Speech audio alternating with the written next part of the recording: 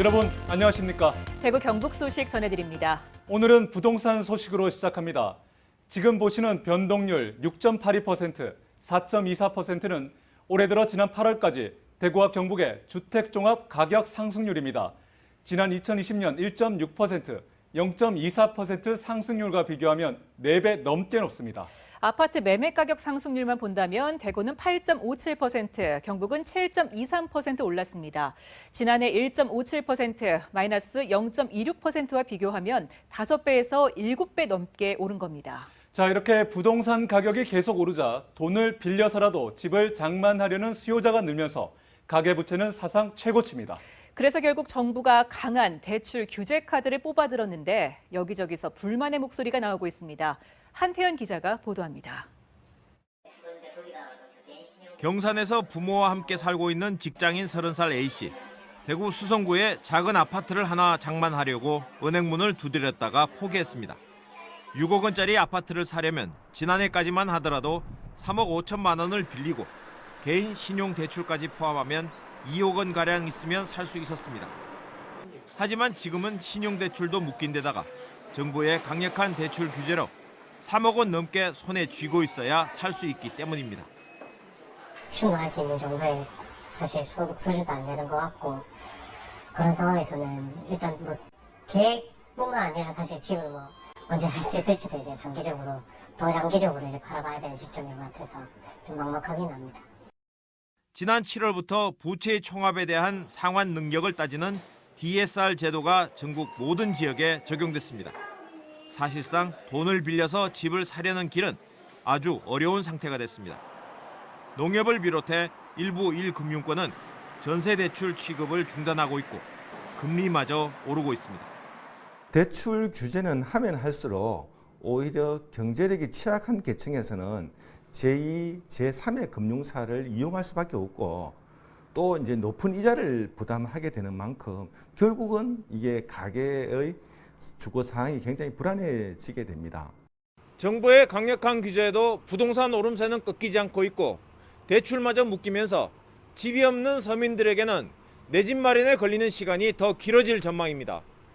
MBC 뉴스 한태현입니다. 코로나19 신규 확진자가 대구 27명, 경북 22명 나왔습니다. 대구에선 대구 가톨릭대병원 관련 3명이 나와 누적 243명, 북구 고등학생 모임 3명 추가로 누적 33명이 됐습니다. 달서구 주정 관련 3명, 남구 고등학교 관련 1명, 감염 경로 불분명 8명 등 27명이 나왔습니다. 경북은 경주 6명, 포항과 김천 각각 4명, 영주와 경산 각각 2명, 안동과 구미, 문경, 울릉 각각 1명 등 22명이 나왔습니다. 원자력안전위원회 월성원전 민간조사단이 사용 후 해결료 저장조의 냉각수 누출을 공식 확인했습니다. 그런데 더 충격적인 사실이 있습니다. 한수원이 사용 후 해결료 저장조 바닥면에 에폭시 라이너를 수십 년 동안 단 한 차례도 보수하지 않았다는 겁니다. 규제감독기관인 원자력안전위원회는 그동안 뭘 했을까요? 국회에선 이런 비판이 쏟아졌습니다. 김형일 기자가 보도합니다. 월성원전 1호기 사용 후 해결료 저장조에서 이미 지난 1997년부터 균열과 함께 방사능 오염수가 누출됐다는 사실이 공식 확인됐습니다. 이번에 밝혀진 콘크리트 구조물의 균열 현상도 심각한 문제지만 사용 후 해결료 저장조 내부에 방수 목적으로 바른 에폭시 라이너에 근본적인 문제가 있습니다. 콘크리트 수조 있죠. 안에 에폭시 라이너를 페인팅돼 있죠. 시간이 오래가면 그게 깨져요. 깨지고 누설되고 그렇게 돼 있어요. 그래서 그걸 보수를 하거든요. 근데 조금 있다 또 깨지죠. 딴 데서. 특히 이번 조사 과정에서 한수원이 사용 후 해결료 저장조 바닥면에 대해 수십 년 동안 에폭시 보수 공사를 한 차례도 실시하지 않은 충격적인 사실이 확인됐습니다. 이 때문에 바닥면의 에폭시 라이너가 손상된 채 방치돼 있을 가능성이 매우 높고 바닥면을 통한 냉각수 누수가 많을 것으로 추정하고 있습니다. 사용 해결료 저장조 바닥면 같은 경우에는 지난 한 35년간 보수 이력이 전혀 없습니다. 벽면에 이제 에폭시가 낡아서 여러 번 교체를 했다라면은 바닥면은 지금은 너덜너덜한 상태라고도 이렇게 볼 수가 있는 것이고요. 그래서 이제 이 바닥면을 통한 누수가 상당히 많이 있을 것으로. 그동안 한수원은 에폭시 라이너의 방수 기능에는 문제가 없다고 주장해왔습니다. 1.2m의 콘크리트 두께의 안에는 유리 섬유가 코팅되어 있는 에폭시로 일반 에폭시하고는 좀 다른 에폭시입니다. 코팅이 되어져 있고요. 하지만 중수로인 월성원전 1, 2, 3, 4호기에만 이렇게 취약한 에폭시 라이너를 사용 중인 반면 나머지 모든 경수로 원전에는 방수 목적으로 스테인리스 철판이 설치되어 있습니다. 국회도 규제 감독 기관인 원자력안전위원회가 지금까지 수십 년 동안 무엇을 했냐며 날선 비판의 목소리가 터져나왔습니다. 방사능 유출에 대한 문제가 이렇게 심각하게 국민들이 걱정하고 있는데도 불구하고 원자력안전위원장만 이 문제의 심각성을 모르고 있다는 게 그 자리가 그 본인한테 맞는 자리입니다. 에폭시 문제가 분명하게 문제점으로 지적이 된다면은 그건 당연히 고쳐야 되겠죠. 그거는 우리가 원안위가 사업자로 하여금 이 부분을 갖다 지키도록 강제하는 그런 부분으로서 저희들도 해나가겠다는 그런 말씀을 드리는 겁니다. 사용 후 해결료 저장소의 에폭시 라이너 문제가 이번 조사를 통해 분명하게 밝혀진 만큼 방사능 오염수가 더 이상 누출되지 않도록 스테인리스 재질로 교체가 시급합니다. MBC 뉴스 김형일입니다. 대구 경북 지역 4년제 대학들이 올해 수시 모집 원서 접수를 마감했습니다. 이번 수시가 지역 대학에서 차지하는 비중은 역대 최대치인 평균 81%. 원서 접수 결과를 분석해 봤더니 학과별, 학교별 양극화가 더 커졌습니다. 신입생 유치 경쟁도 더 치열해질 것으로 예상됩니다. 이 소식은 윤영균 기자가 보도합니다. 경북대와 영남대, 계명대와 경일대, 금호공대의 수시 경쟁률은 지난해보다 더 높아졌습니다. 경북대의 경우 10.73대 1에서 12.95대 1로 오르면서 10대를 유지했고 영남대는 최근 5년간 최고 경쟁률을 보였습니다. 대구대는 지난해와 같았고 대구 가톨릭대와 경운대, 대구 한의대는 지난해보다 조금 떨어졌습니다. 학교 입장에서는 대부분 5대 1을 넘겨 신입생 유치에 한숨 돌리나 싶지만 자세히 들여다보면 상황은 조금 다릅니다. 대학별로 최고 경쟁률을 기록한 과들을 보면 경북대 의예과와 치의예과, 수의예과 논술 전형은 경쟁률이 200대 1을 훌쩍 넘겼습니다. 나머지 학교들도 대부분 의료 계열의 학과가 평균보다 훨씬 높은 경쟁률을 기록했습니다. 일부 인기 학과가 전체 학교의 평균을 끌어올린 겁니다. 또한 대부분 학교의 경쟁률은 정원의 전형 인원을 빼고 계산한 것으로 이를 포함하면 경쟁률은 더 낮아집니다. 수험생들이 수시 원서를 보통 4곳 이상, 지난해의 경우 평균 4.7회 쓴 것으로 나타난 만큼 경쟁률이 4.7대 1 이상이 되지 않는 학과들은 수시에서부터 미달이 될 수 있다는 분석도 나옵니다. 대여섯 곳은 학교 전체 평균 경쟁률이 4.7대 1이 되지 않는 것으로 알려져 학과별, 학교별 간극은 더 벌어졌습니다.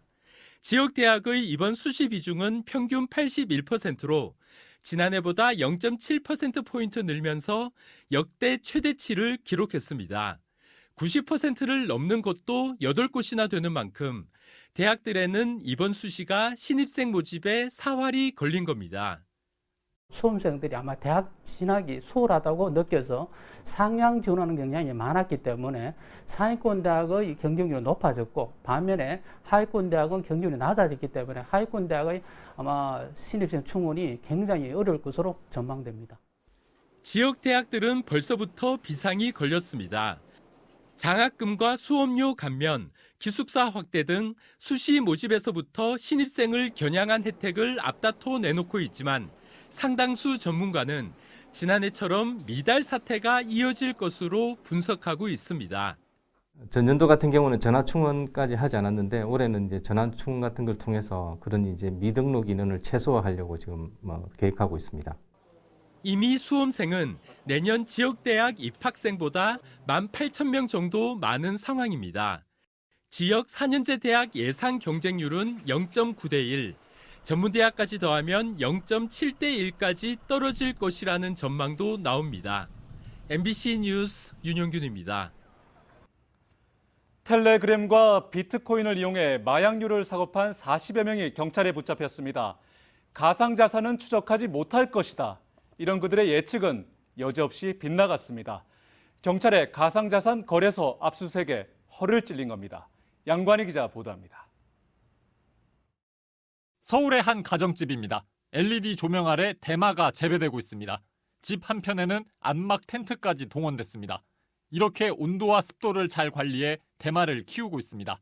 이 주택에서 재배된 대마는 1kg, 시가 1억 5천만 원어치입니다. 20, 30대 6명은 지난 3월부터 5월까지 집에서 재배한 대마와 외국에서 몰래 들여온 대마 등 2천만 원어치를 36명에게 비대면으로 팔았습니다.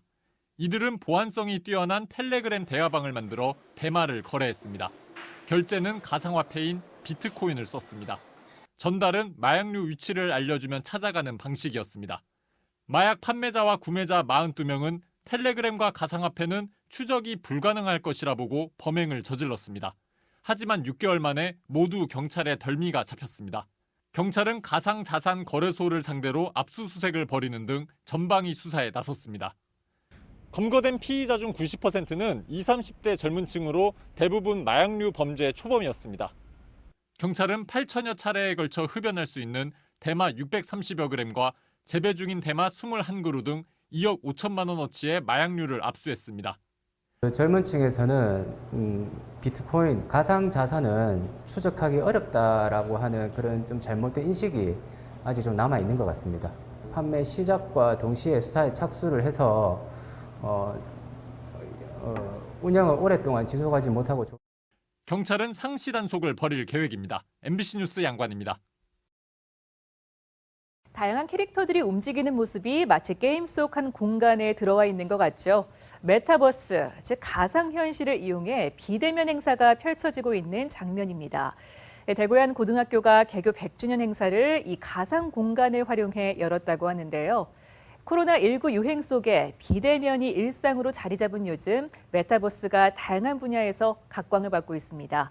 권윤수 기자가 취재했습니다. 일제강점기인 1921년 민족지사가 설립한 교남학원을 모태로 하는 대구 대륜 중고등학교가 문을 연 지 100년이 됐습니다. 독립운동가이자 시인인 이육사와 그의 형제들이 이 학교를 다녔습니다. 빼앗긴 들에도 봄은 오는가로 알려진 이상화 시인도 여기서 교편을 잡았습니다. 예전 같으면 유명인사와 동문들이 모여 성대하게 100주년 기념식을 열었겠지만 코로나19 유행 탓에 색다른 식이 펼쳐졌습니다. 메타버스, 그러니까 온라인 기념식에 학생과 학부모, 동문들을 초대한 겁니다. 학생들은 학교 전산실에서, 학부모와 동문들은 집이나 직장에서 캐릭터가 돼 기념식에 참석했습니다.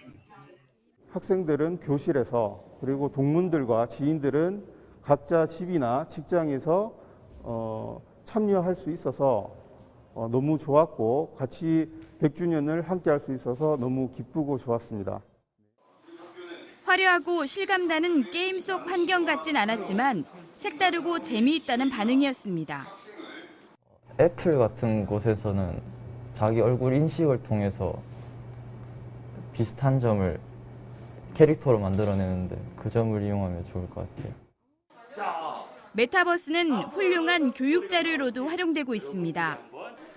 대구의 8개 초등학교에서는 시범적으로 VR이라는 가상현실 기기를 이용해 생존 수영과 순환사고 예방 교육을 합니다. 배에 사고가 났어요. 비상 집합 장소로 이동하고 있어요.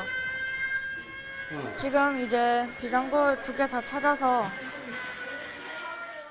코로나19 유행으로 할 수 없는 야외 활동과 실기 수업도 교실 안에서 실감나게 펼쳐집니다.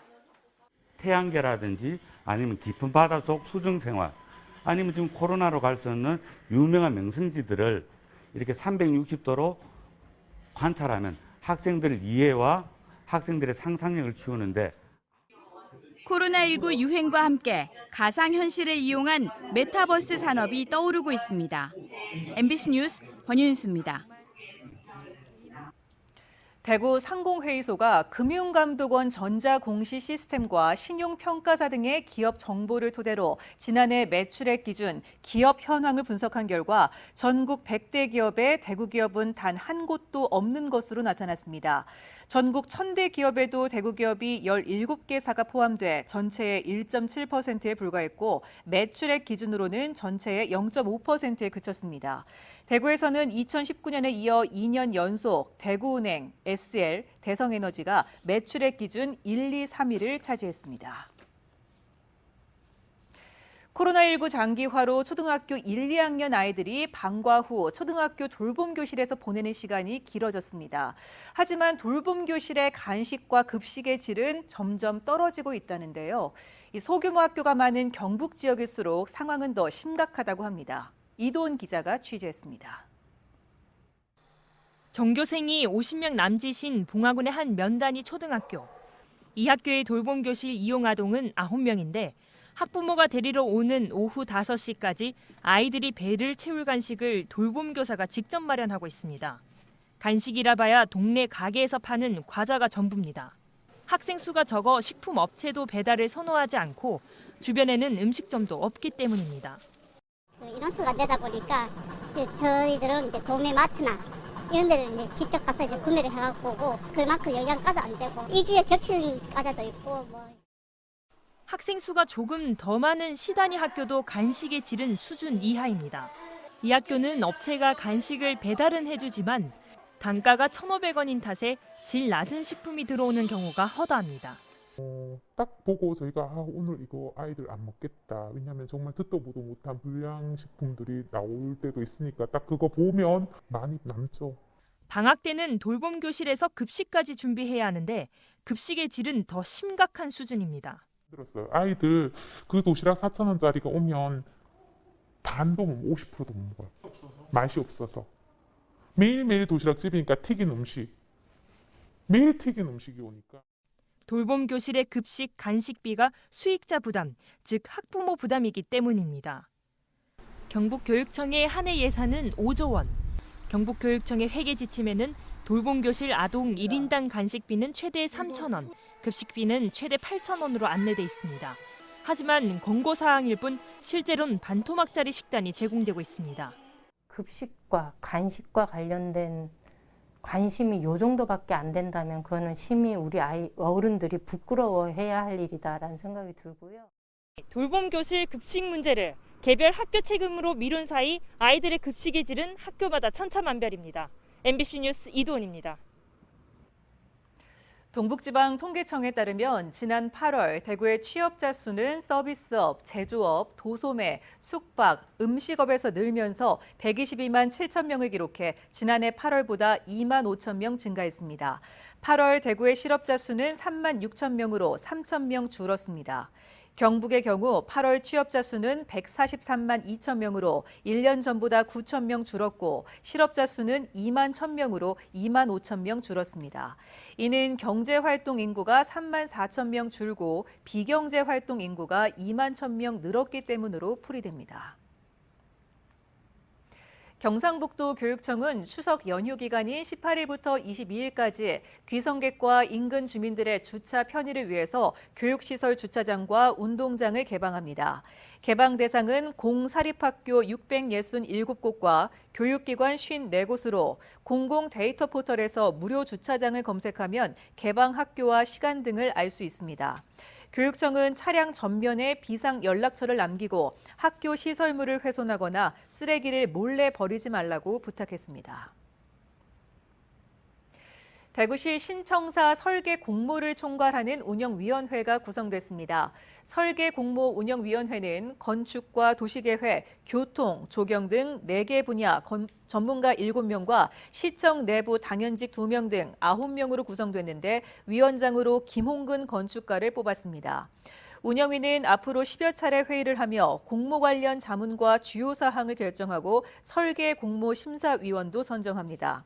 또 공모 과정의 규정 위반 여부나 과다 설계 등을 점검하고 공정성과 전문성을 살피는 등 대구시 신청사 설계 공모 전반에 걸쳐 핵심 역할을 하게 됩니다.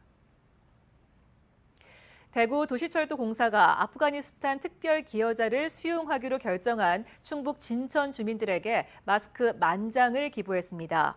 대구 도시철도공사는 방역 불안을 느끼는 진천 음성 주민에게 마스크 지원이 필요하다는 행정안전부 요청이 있어 마스크를 기부했다고 설명했습니다. 대구 도시철도공사는 이번 마스크 지원이 국격을 높인 진천 군민들에게 조금이나마 도움이 됐으면 한다고 밝혔습니다. 대구 경북 도농상생 직매장이 오늘 문을 열었습니다. 대구 산격 종합시장 안 건물을 30억 원을 들여 리모델링을 해 농수축산물 상설 판매장 66개 점포와 커뮤니티 센터, 농특산물 홍보관 등을 갖췄습니다. 경북도 내 290여 개 농가가 생산한 과실료와 엽채료, 가공품 등 800여 개 품목을 생산 농가가 직접 진열하고 값을 매겨 소비자와 직거래하는 방식으로 운영합니다.